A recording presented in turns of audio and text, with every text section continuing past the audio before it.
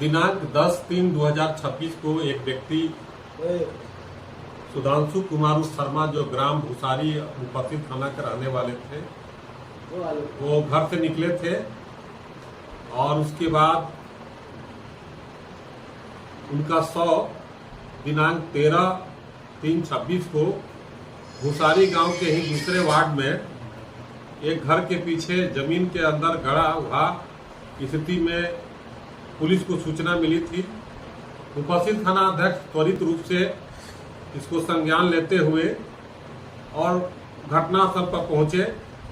घटनास्थल पर पहुंचने के पश्चात तत्काल वहां पर एफएसएल की टीम, डॉग स्क्वाड बुलाया गया और विधिवत दंडाधिकारी की प्रतिनिधि करके शव को निकाला गया। शरीर पर जो है धारदार हथियार से जख्म था और सिर जो है उसका गायब था। पुलिस के लिए एक चुनौती थी। पुलिस अधीक्षक समस्तीपुर के द्वारा इस जघन्य कांड का उद्भेदन हेतु तत्काल एक एसआईटी टीम गठित की गई और थाना अध्यक्ष मुफस्सिल के नेतृत्व में इस कांड का त्वरित रूप से उद्भेदन करने और सिर की बरामदगी हेतु लगातार प्रयास किया जा रहा था। इसी क्रम में उसी गांव के जिस गांव में घटना घटित थी, उस गांव के ग्रामीणों द्वारा गोपनीय रूप से पुलिस को सूचना दी गई, जिसके आधार पर एक व्यक्ति विकास कुमार उर्फ मलिंगा को गिरफ्तार किया गया। विकेश पासवान उर्फ मलिंगा को विकेश कुमार उर्फ पासवान उर्फ मलिंगा पूर्व से भी कई कांड में वांछित थे, जिसके कारण उनके बहुत सारे अड्डे पर लगातार थाना अध्यक्ष मुफस्सिल छापामारी कर रहे थे और उनको अड्डे की जानकारी थी। तत्काल उसी रात में 13 तारीख की रात में ही हम लोगों ने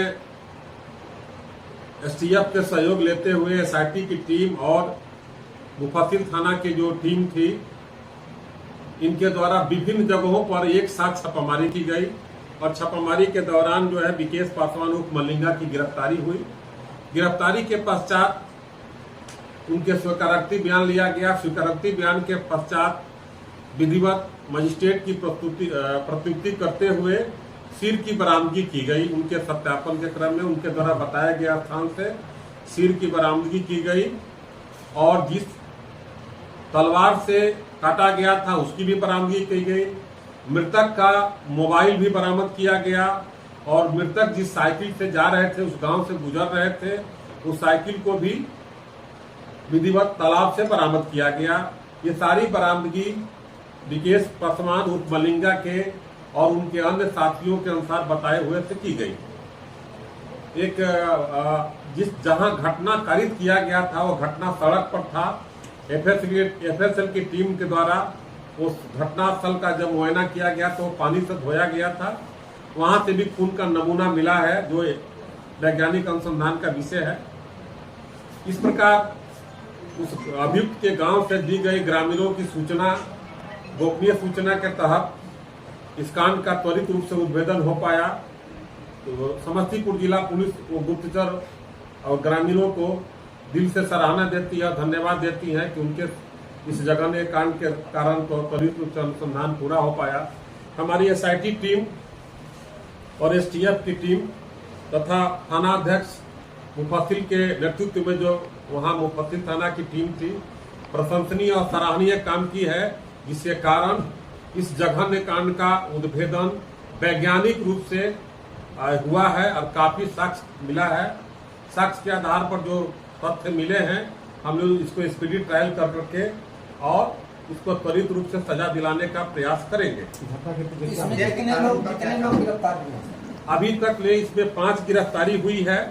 गिरफ्तारी के पश्चात एक नया तथ्य हुआ कि जिस जमीन में गाड़ा गया था उसको ट्रैक्टर से भी जोता गया था। मालिक को भी जानकारी थी, जमीन मालिक को भी, और जो ट्रैक्टर से जोता था उसको भी जमीन थी कि इस जमीन के अंदर शव पड़ा हुआ है।